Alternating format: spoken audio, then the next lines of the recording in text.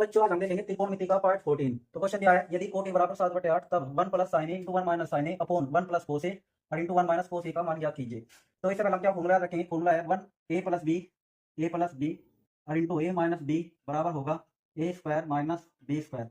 इस बात को ऐसे याद रखेंगे, ये मान लो हत्ती प्लस शेर, अगर हत्ती में शेर जुड़ रहा और हत्ती में तो शेर घट रहा, ये देखो ए हत्ती है तो यहाँ भी हत्ती होगा, बी शेर बनना तो यहाँ भी शेर होगा, तो हत्ती में शेर जुड़ रहा और हत्ती में शेर घट रहा, तो क्या कहेंगे हम, हत्ती का वर्ग माइनस शेर का वर्ग। ठीक है ना, इस तरह याद रखेंगे कि हत्ती में शेर जुड़ रहा और हत्ती में शेर घट रहा, तो हत्ती का वर्ग माइनस शेर का वर्ग। ठीक है, और एक हमें पता होना चाहिए कि कोट ए का मान क्या होगा। कोट ए बराबर होता है कोस ए बटे साइन ए। कोट ए बराबर क्या होता है, कोस ए बटे साइन ए। और एक हमें फॉर्मूला के साथ ही याद होना चाहिए इसमें कि कोस स्क्वायर ए प्लस साइन स्क्वायर ए बराबर कितना होता है, एक। अगर मैं अंतर कोस का मान कर लूँ तो कोस स्क्वायर ए बराबर 1 माइनस क्या बन जाएगा भाई, साइन स्क्वायर ए। क्यों भाई, क्योंकि अगर मैं कोस का मान कर लूँ तो ये साइन इधर प्लस में, एक की तरफ में जाएगा माइनस में, और यहाँ से ही एक तो बन गया फॉर्मूला, और यहाँ से ही अगर मैं दूसरा मान कर लूँ साइन स्क्वायर ए, अगर मैं साइन का मान कर लूँ तो साइन स्क्वायर ए बराबर 1 माइनस कोस स्क्वायर ए। इस बार मैंने साइन को यहाँ पर रखा तो कोस इधर क्या में जाएगा माइनस में, तब फॉर्मूला बनेगा साइन स्क्वायर ए बराबर 1 माइनस कोस स्क्वायर ए। अगर इतना याद है तो हम करेंगे क्या, तो देखो क्वेश्चन लिखेंगे हम 1 प्लस साइन ए इंटू 1 माइनस साइन ए अपॉन 1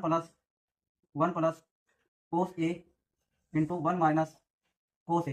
ठीक है ना भाई, अगर मैं कहूँ आप फॉर्मूला देखो 1 प्लस साइन ए, एक बार ए में बी जुड़ रहा और एक बार ए में से बी घट रहा, तो देखो ए प्लस बी ए माइनस बी मतलब ए का स्क्वायर, मतलब पहली संख्या का स्क्वायर एक का स्क्वायर माइनस साइन का स्क्वायर अपॉन 1।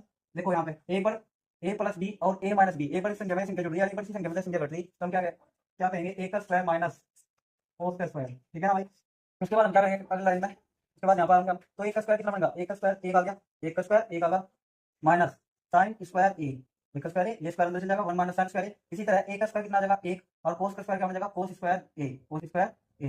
ठीक है भाई, अब क्या करेंगे 1 माइनस साइन स्क्वायर ए, 1 माइनस साइन स्क्वायर ए किसके बराबर, 1 माइनस साइन स्क्वायर ए किसके बराबर कोस स्क्वायर ए, 1 माइनस साइन स्क्वायर ए बराबर किसके कोस स्क्वायर ए। इसी तरह 1 माइनस कोस स्क्वायर ए, 1 माइनस कोस स्क्वायर ए किसके बराबर साइन स्क्वायर ए, साइन स्क्वायर ए। मैं तो ये कह सकूं कि ये कोस ए बटे साइन ए, कोस ए बटे साइन ए का होल स्क्वायर। देखो कोस बटे साइन हमने अंदर रख दिया, उसकी भी घात 2 थी इसकी भी घात 2 थी, तो हमने घात जो है बाहर लगा दी। ठीक है ना, उसके बाद देखो कोस ए बटे साइन ए, कोस ए बटे साइन ए, ये देखो चेक करो कोस ए बटे साइन ए किसके बराबर बनेगा भाई, कोट ए किसके बराबर बनेगा, कोस बटे साइन किसके बराबर बनेगा कोट ए, और उसकी घात कितनी 2। और आप ही बताओ कोट ए का मान कितना देखो ना 7/8, कोट ए का मान कितना देखो ना 7/8, और उसकी घात कितनी कर दूंगा मैं 2। तो जैसे ही हम वर्क करेंगे तो कितना लगेगा 7 का स्क्वायर 49 और 8 का स्क्वायर 64, और ये हमारा